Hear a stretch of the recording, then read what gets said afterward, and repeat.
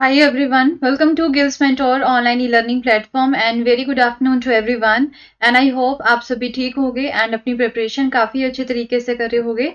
तो बच्चे एक बार मुझे कंफर्म कर दो that am I audible and visible properly, then we will start our today's session। तो एज यू नो कि डेली 2 PM हमारा सेशन होता है जिसमें हम ल्यूसेंट जीके के जो टॉप 500 MCQs हैं राइट उसे कवर कर रहे हैं जो कि आपके अपकमिंग जो एग्जाम्स हैं whether it is a SSC whether it is a railway exams whether it is a banking exams right या फिर कोई भी स्टेट लेवल एग्जाम हो उन सब के लिए बहुत ज्यादा इंपॉर्टेंट रहने वाली है ये वाली सीरीज। ठीक है, सो अभी हम जो है एक बहुत ही सिंपल से क्वेश्चन जो कि प्रीवियस ईयर क्वेश्चन है राइट उन्हें कवर कर रही हैं एंड काफी बार जो है वो काफी सारी जो एग्जाम्स हैं उनमें जो है कवर हो चुके हैं। तो ये सीरीज जो है हमने यहाँ पे स्टार्ट की है तो आज 10th क्लास है इस पर्टिकुलर सीरीज की राइट। सो फटाफट से आ जाओ एंड सेशन को एक बार सभी लाइक एंड शेयर कर दो सो डैट की जो बाकी नीडी स्टूडेंट्स हैं उन तक ये जो एक तरह से क्लास है राइट वो पहुंच जाए एंड ये सीरीज जो है वहां तक पहुंच जाए एंड उनकी भी हेल्प हो सके जो स्टूडेंट जो है एग्जाम की तैयारी कर रहे हैं बट वो जो है जो बहुत ज्यादा महंगी कोचिंग्स है वो नहीं ले सकते हैं। ठीक है, उन सब के लिए बहुत ज्यादा ये बेनिफिशियल होगा। तो फटाफट से सेशन को एक बार लाइक कर दो शेयर कर दो and if you are new to this particular channel then please do subscribe our channel also. ठीक है, सो डैट की जो है आपको डेली लाइव नोटिफिकेशन जो है क्लासेस के वो मिलते रहे राइट। एंड आफ्टर दैट जैसे कि मैंने आपको कल भी बोला था कि आपके लिए एक बहुत ही अच्छा सरप्राइज मैं लेके आने वाली हूँ। सो दिस इज दिस सरप्राइज कि हम सब के लिए राइट इंडिया की हिस्ट्री में हम बोल सकते हैं कि एक तरह से पूरा ये ना फ्री ऑफ कॉस्ट जो है टेस्ट सीरीज आपके लिए हमने लॉन्च की है, ओनली फ्री। ठीक है, कोई इसका जो है पैसा नहीं हम जो है आपसे लेने वाले। इसमें आपको 1000 मॉक टेस्ट जो है वो फ्री मिलेंगे राइट। तो किसको जो है ये टारगेट करेगी जो टेस्ट सीरीज है, एसएससी आरआरबी के एग्जाम्स हो गए या फिर स्टेट एग्जाम्स हो गए उन सबको जो है ये टेस्ट सीरीज जो है कवर करने वाली है। ठीक है, तो अगर आपके पास फीस नहीं है राइट आपको किसी जगह पे जाने की जरूरत नहीं है। जस्ट आपको क्या करना है, हमारी जो ऐप है gills mentor online e learning platform जो हमारी एक ऐप है राइट उसे आप डाउनलोड कीजिए। वहां पे जाके जो है आप इस सीरीज को सब्सक्राइब कर सकते हो एंड वहां पे जो है आप प्रैक्टिस करना स्टार्ट करो। जैसे कि मैंने आपको बहुत बार बोला है कि प्रैक्टिस करना बहुत ज्यादा इंपॉर्टेंट है अगर आपको कोई भी एग्जाम को क्लियर करना है। तो इससे क्या होता है, एक तो आपका जो टाइम है वो मैनेज होता है कि कितने टाइम में आप किसी पर्टिकुलर क्वेश्चन को सॉल्व कर पाते हो। दूसरा एक लॉजिक जो है वो क्लियर होता है। ठीक है, तो स्मार्ट वर्क जो है ना वो हमें यहाँ पे आना चाहिए। तो स्मार्ट वर्क जो है तभी आप कर पाओगे अगर आप जो है प्रैक्टिस करते हो। तो 1000 मॉक टेस्ट सीरीज जो है आपके लिए फ्री ऑफ कॉस्ट, 1 रुपया भी हम आपसे नहीं ले रहे हैं। ठीक है, सो फॉर मोर इंक्वायरी अगर आपका कोई भी डाउट है तो वो जो है आप इस पर्टिकुलर नंबर पे कॉल कर सकते हो 9041043677 पे कॉल करके राइट आप जो है अपने डाउट्स को क्लियर कर सकते हो। ठीक है, जस्ट क्या करना है, आपको गिल्स मेंटोर की जो ऐप है उसे डाउनलोड कीजिए। ठीक है, एंड यहाँ पे लाइव क्लासेस जो है वो चल रही हैं एंड प्रीमियम स्टडी मटेरियल आपको मिलेगा, पीडीएफ जो है वो आपको मिलेगी जो कि प्रिंटेबल फैसिलिटी के साथ होती है। एंड अगर आप ऑफलाइन भी कोई क्लास लेना चाहते हो तो मोहाली में हमारा सेंटर है, वहां पे भी क्लासेस जो है ऑलरेडी चल रही हैं। ठीक है, सो फटाफट से जो है gills mentor online e learning app को डाउनलोड कीजिए एंड इस पर्टिकुलर सीरीज को जो है सब्सक्राइब कीजिए, फ्री ऑफ कॉस्ट सीरीज है आपके लिए। तो चलिए स्टार्ट करते हैं विदाउट वेस्टिंग मच टाइम। सभी ने आंसर करना है जितने भी बच्चे क्लास को अटेंड कर रहे हैं। So this is the first question, कहते हैं विच among the following longitude determines Indian standard time. कहते हैं कि जो कौन सा लॉन्जिट्यूड है जो कि हमारे इंडिया का जो स्टैंडर्ड टाइम है आईएसटी है उसे जो है डिटरमाइन करते हैं। 85.5 degree east, 83.5 degree east, 82.5 degree east और the 84.5 degree east. So with in the 10 seconds answer करने की कोशिश। तो ट्रांसलेट करना था हिंदी में तो इंग्लिश में ही ट्रांसलेट हो गया। So which among the following longitudes determines Indian Standard Time? Be quick, फटाफट से आंसर करो। 85.5 degree east, 83.5 degree east, 82.5 degree east और दी 84.5 डिग्री। सो इसका जो राइट आंसर रहेगा that is the option C. ठीक है, जो इंडिया का स्टैंडर्ड टाइम है, जो इंडिया का आईएसटी है उसे जो है फिक्स किया गया था 1906 में। कब फिक्स किया गया था? 1906 में इसे फिक्स किया गया था राइट। एंड ये कहाँ पे है, कौन से लॉन्जिट्यूड में है, क्या वैल्यू है उस लॉन्जिट्यूड की? 82.5 डिग्री ईस्ट एंड ये भारत की कौन सी जगह से निकलती है, तो मिर्जापुर एरिया है, ठीक है, मिर्जापुर एरिया है, कहाँ पे है ये, यूपी में है, वहां से जो है ये आपका लॉन्जिट्यूड जो है वो पास होता है, तो उससे ही जो है हमारे इंडिया का एक हमने क्या माना है, आईएसटी माना है, ठीक है। Now the next question is which of the following monsoons account for most of the rainfall in India, निम्नलिखित में से किस मॉनसून के कारण भारत में जो अधिकांश बारिश होती है, option A is the north east monsoon, south west monsoon, south east monsoon और द ईस्ट एशिया मॉनसून। कौन सा मॉनसून है, किसकी वजह से जो है हमारे भारत में बारिश होती है, उत्तर पूर्व मॉनसून, दक्षिणी पश्चिम मॉनसून, दक्षिण पूर्व मॉनसून और द पूर्वी Asia monsoon. So what could be the right answer? So here the right answer should be the option B, that is the south west monsoon। ठीक है, जो साउथ वेस्ट मॉनसून है उसकी वजह से हमारी कंट्री में जो है हमेशा ही बारिश होती है, जुलाई से लेके सितंबर के महीने तक जो है आपको यहाँ पे बारिश जो है वो देखने को मिलेगी, ठीक है। तो मोस्ट ऑफ द रेनफॉल जो है वो कहाँ पे होती है, नॉर्थ में, वेस्ट में एंड इवन ईस्ट में, तो वो किसकी वजह से होती है, साउथ वेस्ट मॉनसून की वजह से ही होती है, ठीक है। So next question is which of the following is the highest peak of the South India? निम्नलिखित में से कौन दक्षिणी भारत की सबसे ऊंची चोटी है, अनाईमुड़ी, दोदा बेटा, महेंद्रगिरी और दी Guru Shikhar. Which of the following is the highest peak of the South India? इनमें से दक्षिण भारत में सबसे ऊंची चोटी कौन सी है, अनाईमुड़ी, दोदा बेटा, महेंद्रगिरी और दी Guru Shikhar. What could be the right answer? तो the right answer here should be the Anamudi, option A is the right answer, ठीक है। ये हाईएस्ट पीक है हमारे दक्षिण भारत की, तो इसकी हाइट कितनी है, 2695 मीटर जो है इसकी हाइट है, राइट, एंड ये कहाँ पे है, ये केरला में लोकेटेड है, तो option A is the right answer. Now the next question is which among the following rivers of India originate from the Western Ghats. कहते हैं कि भारत में निम्नलिखित में से कौन सी नदी जो है वो पश्चिमी घाट से निकलती है, गोदावरी, कावेरी, काबम और all of the above. Godavari, Kaveri, काबम या फिर उपरोक्त सभी। Which among the following rivers of India originate from the Western Ghats, Godavari, Kaveri, काबम और ऑल ऑफ द अबव।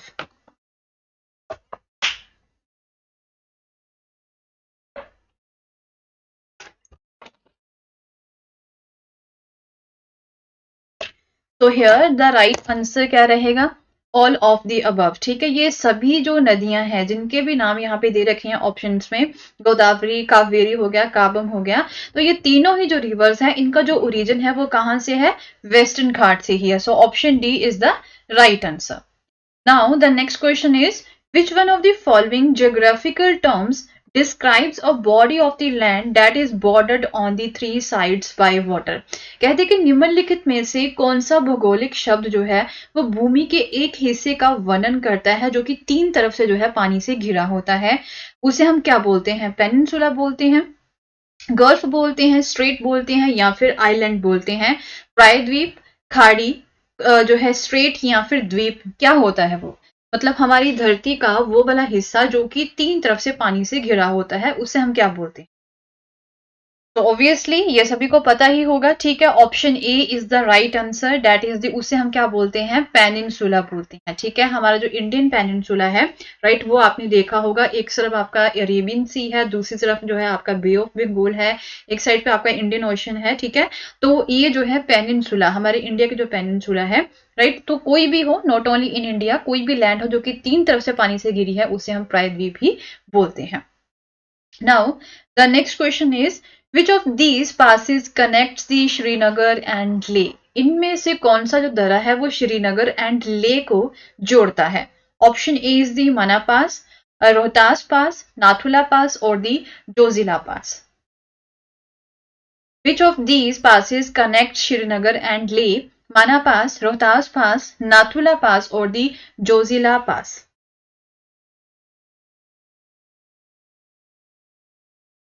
तो द राइट आंसर क्या रहेगा, option D is the right answer, Zoji La pass, okay. तो जोजिला पास जो है ये श्रीनगर एंड ले इन दोनों को ही कनेक्ट करता है, option D is the right answer. Now the next question is Tadoba national park जो कि एक घर है, किन का घर है? टाइगर्स का, पैंथर्स का, इवन बियर्स का।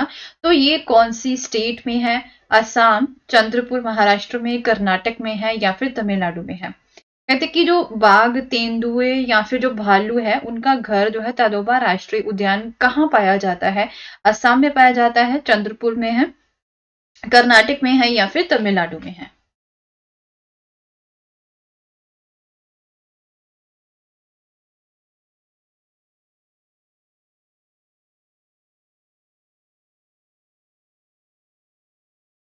तो द राइट आंसर इसका रहेगा ऑप्शन बी। ठीक है, चंद्रपुर में है। तो तदोबा अंधेरी नेशनल पार्क जो है ये महाराष्ट्र चंद्रपुर डिस्ट्रिक्ट में है। ठीक है, एंड ये जो है रफली 43 टाइगर्स यहाँ पे हैं। एंड अगर हम बात करें ये जो टाइगर रिजर्व है, it is one of the India's 50 tiger reserve. India में टोटल जो है जो लगभग 50 टाइगर रिजर्व हैं उनमें से एक ये भी है। एंड ये स्टेट का सबसे पुराना एंड लार्जेस्ट नेशनल पार्क भी है। ठीक है, सो ये चीज आपको याद रखनी है। Now the next question is the saffron is exclusively produced in one state in India। कहाँ पे जो है ये प्रोड्यूस किया जाता है saffron, जिसे हम केसर भी बोलते हैं। सो केसर का उत्पादन विशेष रूप से भारत के एक राज्य में होता है, असम, हिमाचल प्रदेश, जम्मू एंड कश्मीर या फिर मेघालय।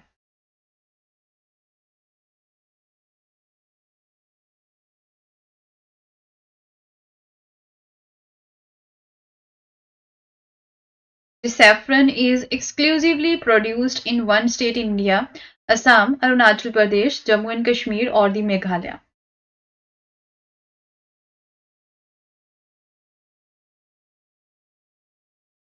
तो इसका जो राइट आंसर रहेगा दैट इज द ऑप्शन सी।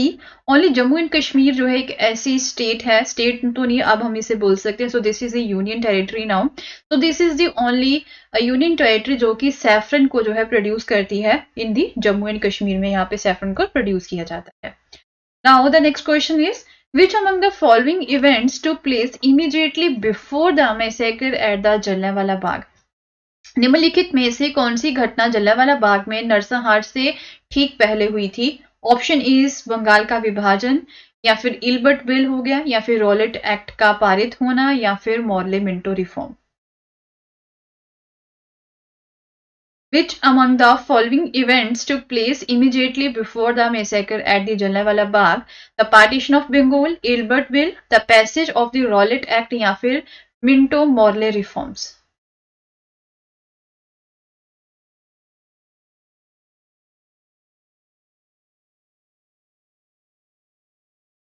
तो इसका जो राइट आंसर रहेगा that is the option C, passage of the Rowlatt Act. Okay, Rowlatt Act जो है जिसे हम काला कानून के नाम से भी जानते हैं, इसे इंपीरियल लेजिस्लेटिव काउंसिल में पास किया गया था 21 मार्च 1919 को। ठीक है, एंड इसके थ्रू क्या हुआ था कि कोई भी पर्सन जो है उसे विदाउट ट्रायल जो है बिहाइंड दी बार्स मतलब जेल में जो है डाला जा सकता है। एंड इसकी वजह से क्या हुआ था कि एक हमारा जो इम्पोर्टेंट राइट है ना, जो विशेष अधिकार है हेबियस कॉर्पस का, वो सस्पेंड हो जाता है। ठीक है, so option C is the right answer. Now the next question is who among the following was the first Indian woman president to chair the Indian National Congress at the Kanpur session of 1925? निम्नलिखित में से कौन सा 1925 के कानपुर स्तर में भारतीय राष्ट्रीय कांग्रेस की अध्यक्षता करने वाली पहली भारतीय महिला अध्यक्ष कौन सी थी? Option A is the Sarojini Naidu, Annie Besant, नीली सेन गुप्ता और दी Indira Gandhi. Who among the following was the first Indian woman president to chair the Indian National Congress at Kanpur session of the 1925? Sarojini Naidu, Annie Besant, Neeli Sengupta और दी इंदिरा गांधी। सो इसका जो right answer रहेगा that is the Sarojini Naidu. Okay, Sarojini Naidu जो है वो ही अध्यक्ष बनी थी इंडियन नेशनल कांग्रेस का। जो एक अधिवेशन हुआ था, कहाँ पे हुआ था? कानपुर में हुआ था। ठीक है, 1924 में 1925 में सॉरी हुआ था। Okay, now let's move on to the next question. So, which among the following acts provided for the direct control of Indian affairs by the British government? तो निम्नलिखित में से कौन सा अधिनियम ब्रिटिश सरकार द्वारा भारतीय मामलों पर सीधे नियंत्रण प्रदान करता है? So option E is the Government of India Act of 1858, the Pitt's India Act of the 1784, Government of India Act of 1909 या फिर Indian Council Act of the 1892। ठीक है, सो निम्नलिखित में से कौन सा अधिनियम ब्रिटिश सरकार द्वारा भारतीय मामलों पर जो है सीधे नियंत्रण जो है वो प्रदान करता है। तो बी को एक फटाफट से आंसर करो, with in the 10 seconds answer करने की कोशिश किया करो, सो डैट कि आपका जो टाइम है वो अच्छे से मैनेज हो जाए एंड आप अपना जो पूरा एग्जाम है उसे अच्छे से आप कवर कर सको, मतलब कंप्लीट कर सको। ठीक है, तो जो राइट आंसर इसका रहेगा that is the option A, government of the India act 1858 should be the right answer here. ठीक है, सो क्या था कि एक्चुअल में जो 1773 का जो रेगुलेटिंग एक्ट था वो सबसे पहला स्टेप था ब्रिटिश गवर्नमेंट का हमारे भारत के अफेयर्स को या फिर ईस्ट इंडिया कंपनी के अफेयर्स को रेगुलेट करने का। ठीक है, सो बाद में जो है 1858 में क्या हुआ था कि जो ईस्ट इंडिया कंपनी की जो पावर्स थी उसे जो है ब्रिटिश क्राउन के द्वारा ही ले लिया गया था। ठीक है, सारी जो उनकी पावर्स थी वो ब्रिटिश क्राउन के हाथों में चली गई थी। तो नेक्स्ट क्वेश्चन इज, कहते कि all India Kisan Sabha which was the first peasant organisation of India was constituted in which year. Akhil Bharatiya Kisan सभा जो भारत का पहला किसान संगठन था उसका गठन जो है किस वर्ष किया गया था? 1920 में, 1936 में, 1942 में किया गया था या फिर 1945 में किया गया था? अखिल भारतीय किसान सभा जो भारत का पहला किसान संगठन था इसका गठन जो है किस वर्ष किया गया था? 1920, 1936, 1942 या फिर 1945 में? सो इसका जो राइट आंसर रहेगा डेट इज द 1936। ठीक है, सो ऑल इंडिया किसान सभा जो है इसे किसके द्वारा जो है बनाया गया था? सहजानंद सरस्वती के द्वारा जो है इसे बनाया गया था। 11 अप्रैल 1936 को जो है इसकी फॉर्मेशन हुई थी। ठीक है, एंड इसे बिहार में जो है स्टार्ट किया गया था।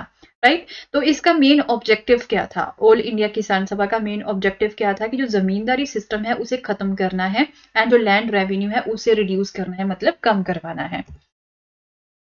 Now let's move on to the next question. कहते कि जो पोर्तुगीज एम्पायर है हमारे भारत में जो बनी थी, ठीक है, उसके रियल फाउंडर किसे माना जाता है? वास्तविक संस्थापक किसे कहा गया है पुर्तगाली साम्राज्य का? जो अल्मेडा थे, वास्को डे गामा, अल्बुकुर्क या फिर नीनू रे कहना, किसे बोला जाता है? तो भारत में पुर्तगाली साम्राज्य का वास्तविक संस्थापक किसे कहा जाता है? डी अल्मेडा को, वास्को डी गामा, अल्बुकुर्क या फिर नीनो दे काना? तो जो राइट आंसर रहेगा इसका that is the option C, Albuquerque. ठीक है, अल्फोंसो डे अल्बुकुर्क जो है they are the real founder of the Portuguese empire and उन्होंने क्या किया था कि जो पोर्तुगीज कंट्रोल था हमारे भारत के ऊपर या फिर इंडियन ओशन के ऊपर उसे ना स्ट्रेंथन आउट किया था, मतलब उसे बहुत मजबूत बनाया था। उन्होंने ऐसी पॉलिसीज जो है वो लेके आई थी। सो एक्चुअल में जो है इन्हें रियल फाउंडर बोला जाता है। So now, the next question is, the Treaty of Visean was signed between which of the following powers? कहते हैं कि जो विसीन की संधि है वो निम्नलिखित में से किस जो है शक्ति के बीच हस्तांकित जो है वो की गई थी, मतलब किसके बीच में जो है इसे साइन किया गया था? इंग्लिश या फिर मराठा के बीच में, इंग्लिश मैसूर के बीच में, इंग्लिश फ्रेंच के बीच में या फिर इंग्लिश और पोर्तुगीज?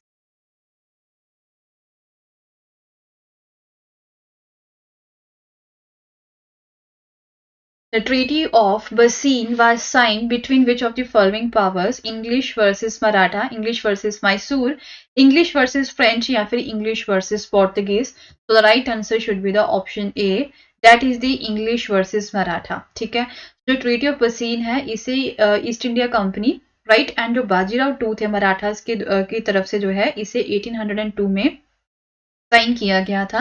तो इंग्लिश जो थी, इंग्लिश कंपनी जो थी, right, they succeeded to achieve the control of the Maratha empire through this treaty. Now ना कुछ यहाँ पे एक स्टेटमेंट बेस्ड ये क्वेश्चन है, स्वदेशी मूवमेंट के रिगार्डिंग है, स्वदेशी आंदोलन के रिगार्डिंग है। तो ये आपको देखना है कि कौन सी स्टेटमेंट जो है वो करेक्ट है। सबसे पहला कहते हैं कि इसे सैयद हैदर रजा ने दिल्ली में जो है स्टार्ट किया था and Ganpati and Shivaji festivals जो है बंगाल में, राइट, उसके द्वारा जो है उसके माध्यम से इसे लोगों के बीच में परिचित करवाया गया था। एंड कहते हैं कि जब सूरत स्प्लिट हुआ था, राइट, उसके बाद में जो है ये कमजोर हो गया था स्वदेशी मूवमेंट। तो कौन सी स्टेटमेंट जो है वो करेक्ट है?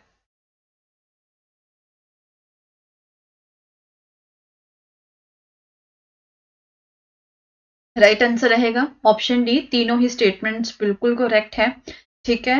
एंड की जो तिलक है, राइट, तिलक ने जो गणपति एंड शिवाजी फेस्टिवल्स जो है वो यहाँ पे स्टार्ट करवाए थे, तो वो जो है एक मीडियम बना था स्वदेशी मूवमेंट को प्रोपेगेट करने का, and only in western India but also in Bengal में भी जो है ये फेमस हुआ था।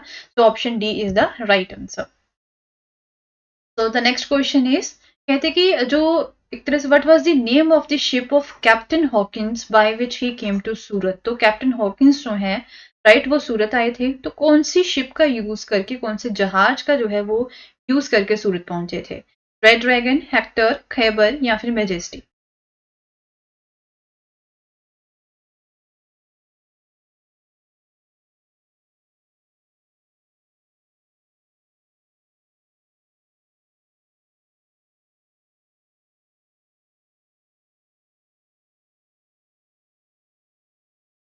So the right answer is the option B, Hector. ठीक है, so option B is the right answer. In the year 1607, जो कैप्टन हॉकिंस है, they started his journey with the letter of the James one, right, वो जहांगीर के court में पहुंचे थे 1609 में। तो जो शिप उन्होंने यहाँ पे यूज की थी, उस शिप का नाम क्या था? हेक्टर था। ठीक है, तो option B is the right answer. Now the next question is, Lord Curzon was appointed as the Viceroy of India in which year? कहते हैं कि लॉर्ड कर्जन को किस वर्ष भारत का वायसराय जो है नियुक्त किया गया था? 1905 में, 1903, 1901 या फिर 1899 में?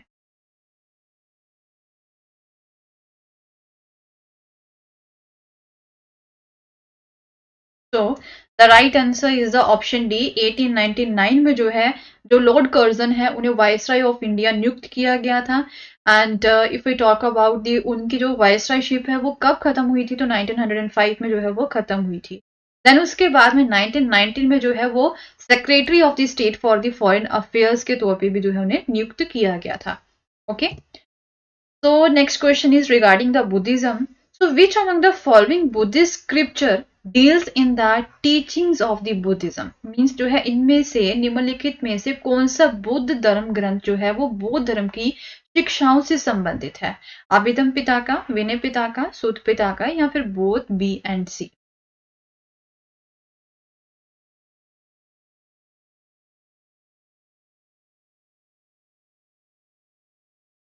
तो दीज आर दी त्रिपिताकास। इन तीनों को जो है कंबाइंडली क्या बोला जाता है? त्रिपिताकस बोला जाता है।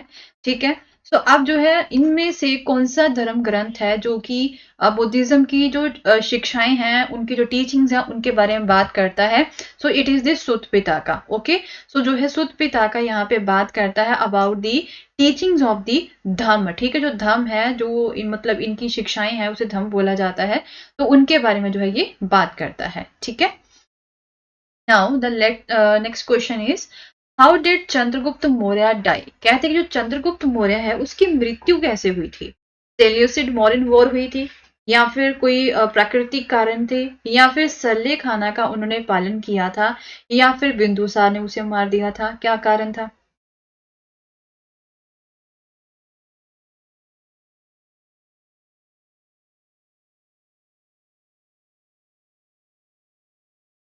सो इसका जो राइट आंसर रहेगा, that is the option C, by observing the Sallekhana. So according to the Jain sources, Chandragupta Maurya जो है उन्होंने क्या किया था कि अपने जो एम्पायर है उसे खुद ही छोड़ दिया था, एंड वो एक जैन भिक्षु बन गए थे। भद्रबाहु नाम के एक संत थे, ठीक है, उनके अंडर जो है वो जैन भिक्षु बन गए थे। तो यहाँ पे क्या था कि फिर वो ना अपने एम्पायर को छोड़ के एक ऐसी जगह है जिसे श्रवण बेलागोला बोला जाता है, वहां पे वो पहुंचे थे, एंड काफी समय वहीं पे उन्होंने जो है स्पेंड किया था। तो एट दी एंड, ठीक है, अपनी लाइफ के एंड में जो है उन्होंने क्या किया था कि वो भूखा रहना उन्होंने स्टार्ट कर दिया था। तो इसे जो है सले खाना बोला जाता है, कि खाना वगैरह वो कुछ नहीं खाते थे, तो उनकी जो है फिर डेथ हो जाती है। They starve himself to death by observing the सले खाना, मतलब जो है खुद खुद को जो है भूखा रख के मृत्यु को प्राप्त कर लेना। So this is known as the सले खाना। So now the next question is from the polity. कहते हैं एक नो कॉन्फिडेंस मोशन है अगेंस्ट द यूनियन गवर्नमेंट है, राइट, इसे जो है कौन या फिर कहाँ पे इसे जो है इनिशिएट किया जा सकता है? केवल लोकसभा में, केवल राज्यसभा में, या फिर लोकसभा या फिर राज्यसभा में, या फिर only Lok Sabha with the prior consent of the president? जो नॉन कॉन्फिडेंस मोशन है, राइट, वो जो है अविश्वास प्रस्ताव जिसे हम बोलते हैं, वो कहाँ पे स्टार्ट किया जा सकता है, इनिशिएट किया जा सकता है। तो with in the 10 seconds answer करने की कोशिश करो। तो इसका जो राइट आंसर रहेगा that is the only Lok Sabha, ठीक है, केवल लोकसभा में। Option A is the right answer. कहते हैं कि जो काउंसिल ऑफ मिनिस्टर्स होते हैं वो कलेक्टिवली रिस्पॉन्सिबल होते हैं लोकसभा की तरफ, ठीक है। एंड जब तक जो है उन्हें वहां पे कॉन्फिडेंस ऑफ मेजोरिटी मिलती है, मेजोरिटी ऑफ जो मेंबर्स है लोकसभा के, उनका कॉन्फिडेंस उन्हें मिलता है, तो वो अपने ऑफिस पे रह सकते हैं, ठीक है। अगर उनके खिलाफ कोई नो कॉन्फिडेंस मोशन पास कर दिया जाता है तो उन्हें जो है रिमूव किया जाता है, ठीक है। तो नो कॉन्फिडेंस मोशन जो है इसे ओनली लोकसभा में ही जो है पास किया जा सकता है। अगर हम स्टेट की बात करें तो स्टेट असेंबली में जो है इसे पास किया जाता है। सो ये राज्यसभा में अलाउड नहीं है। तो इंटायर काउंसिल ऑफ मिनिस्टर्स के खिलाफ इसे मूव किया जाता है, किसी एक पर्टिकुलर जो मिनिस्टर है या फिर जो प्राइवेट मेंबर है उसके खिलाफ इसे मूव नहीं किया जा सकता है, ठीक है। तो इसे पास करने के लिए, नो कॉन्फिडेंस मोशन के लिए, कम से कम जो 50 मेंबर्स हैं, ठीक है, उनकी सपोर्ट चाहिए। अगर कम से कम 50 मेंबर्स हैं तभी जो है ये नो कॉन्फिडेंस मोशन जो है स्टार्ट होगा लोकसभा।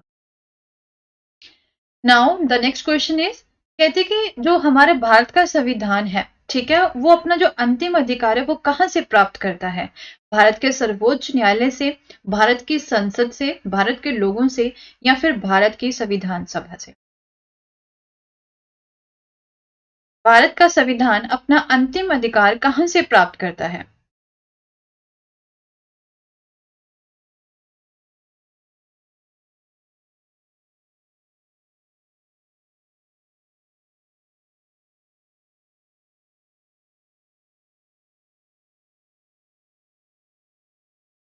तो द राइट आंसर क्या होगा इसका? The people of India. Okay, so जो हमारे भारत के लोग हैं वहीं से जो है इन्हें अंतिम अधिकार जो है वो दिया जाता है। तो प्रियम्बल, अगर हम बात करें प्रियम्बल को, अगर आप पढ़ोगे तो वहां पे लिखा हुआ है, we the people of India do hereby adopt, enact and give ourselves this constitution, ठीक है। तो वहीं पे जो है ये चीज लिखी हुई है कि हम जो लोग हैं, भारत के लोग हैं, वही जो है इन्हें अथॉरिटी देते हैं। तो now the next question is, कहते हैं कि जो इंडिपेंडेंस ऑफ इंडिया एक्ट है, राइट, वो किस प्लान या फिर किस पैक्ट का जो है रिजल्ट था? भारत की स्वतंत्रता अधिनियम जो है निम्नलिखित में से किस संधि या फिर योजना का परिणाम था? Mountbatten plan, Lucknow pact, Delhi manifesto, या फिर दिल्ली पैक्ट?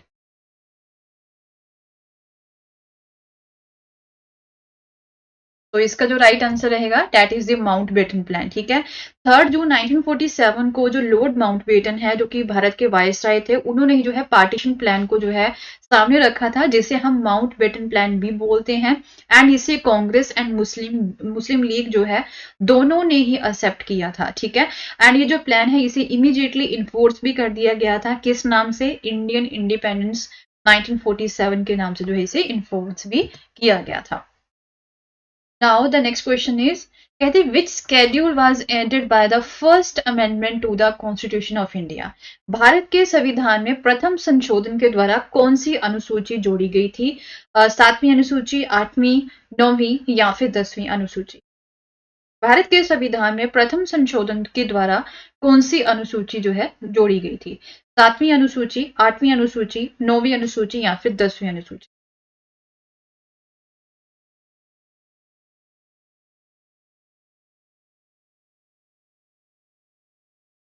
तो इसका जो राइट आंसर रहेगा that is the option C, 9th schedule. Okay, जो 9वीं अनुसूची है उसके द्वारा जो है मतलब वो जो है यहाँ पे फर्स्ट अमेंडमेंट के द्वारा जो है इसे ऐड किया गया था। तो फर्स्ट अमेंडमेंट कब हुआ था? जो प्रथम संशोधन है वो कब हुआ था?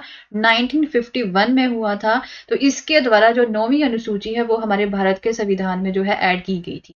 तो इसमें क्या था? It was added to protect the land reforms, ठीक है, एंड अदर लॉज जो है included in it from the judicial review. जो लैंड रिफॉर्म्स है उसे प्रोटेक्ट करने के लिए जो है इसे डाला गया था। Now the next question is, कहते कौन सा अनुच्छेद किसी व्यक्ति को मौलिक अधिकारों के परिवर्तन के लिए सर्वोच्च न्यायालय में जाने की अनुमति देता है?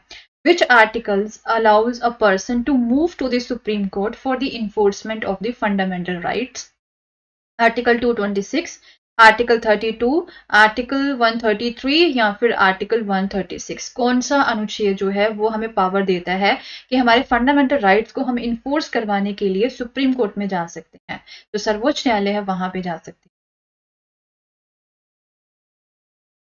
तो इसका जो राइट आंसर रहेगा that is the option B. Article 32 जो है right, it guarantees an individual the right to move to the supreme court for the enforcement of the fundamental right. ठीक है, सुप्रीम कोर्ट में जा सकते हैं आर्टिकल 32 के हिसाब से। अगर हम बात करें आर्टिकल 226 की, ठीक है, तो वो हमें पावर करता है कि हम हाई कोर्ट में भी जा सकते हैं, उन्हें बोल सकते हैं कि रिट्स को इशू करें। ठीक है। So now the next question is, which of the following article of the Constitution deal with the center-state financial relations? संविधान का निम्नलिखित में से कौन सा अनुच्छेद केंद्र राज्य वित्तीय संबंधों से संबंधित है? आर्टिकल 293 से 111, 258 से 268, 268 से 293 या फिर उपरोक्त में से कोई भी नहीं?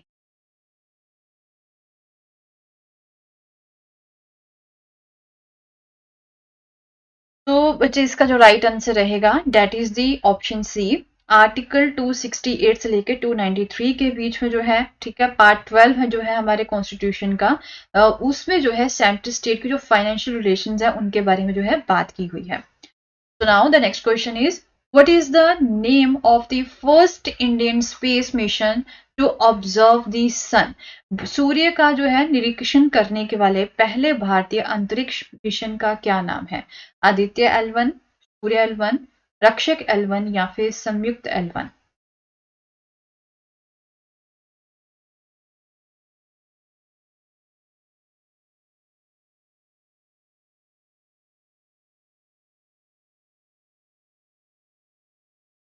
तो इसका जो राइट आंसर रहेगा that is the Aditya L1। ठीक है, जो इसरो है, इंडियन स्पेस रिसर्च ऑर्गेनाइजेशन जो है, they are going to launch the Aditya L1। ठीक है, उन्होंने लॉन्च किया है अभी, तो बाय जून जुलाई अभी 2023 में जो है इसे लॉन्च किया गया है। तो ये this is the first Indian space mission जो है जो कि सन का निरीक्षण करेगा, राइट, एंड जो सोलर कोरोना है उसका जो है यहाँ पे निरीक्षण करेगा। ठीक है, so option E is the right answer. Now, the next question is, which armed force started the Ops Alert exercise to enhance the security? तो किस सशस्त्र बल ने सुरक्षा बढ़ाने के लिए ऑप्स अलर्ट अभ्यास शुरू किया है? Indo Tibetan border police force ने, बॉर्डर सिक्योरिटी फोर्स ने, सेंट्रल रेलवे प्रोटेक्शन फोर्स या फिर सेंट्रल इंडस्ट्रियल सिक्योरिटी फोर्स? किसने स्टार्ट किया है?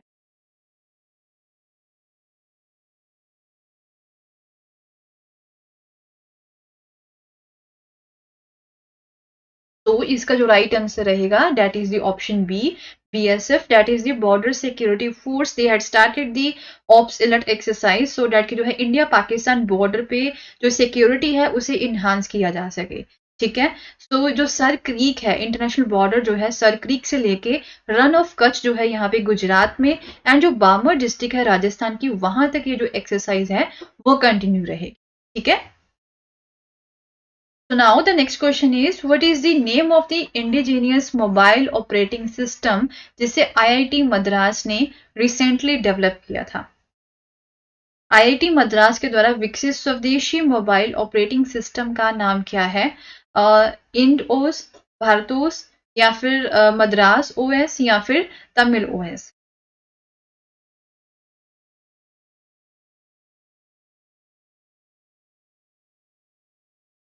तो इसका जो राइट आंसर रहेगा दैट इज दी भार ओएस जो है ये एक एंड्रॉयड ओपन सोर्स प्रोजेक्ट है। ठीक है, जो कि ऑपरेटिंग सिस्टम के ऊपर बेस्ड है, जिससे जो है J&K ऑपरेशंस प्राइवेट लिमिटेड के द्वारा इसे जो है लॉन्च किया गया है, डेवलप किया गया है। ठीक है, तो ये चीज आपको याद रखनी।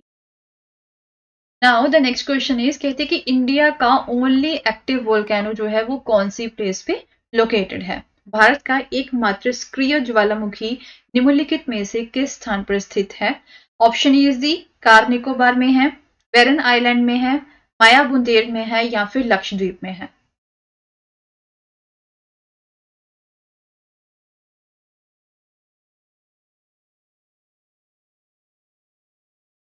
तो इसका जो राइट आंसर रहेगा सबको पता ही होगा, ठीक है, कहाँ पे है? सो ये बैरन आइलैंड में है, option B is the right answer, ठीक है। सो भारत का एकमात्र सक्रिय ज्वालामुखी जो है निम्नलिखित में से बैरन आइलैंड पे लोकेटेड है, ठीक है।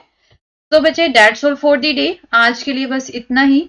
तो कल फिर सेम टाइम पे ही 2 PM अगेन हमारी जो है क्लास होगी। तो ये टाइम जो है वो पर्टिकुलरली आप जो है नोट डाउन कर लो, अलार्म लगा लो, कुछ भी कर लो।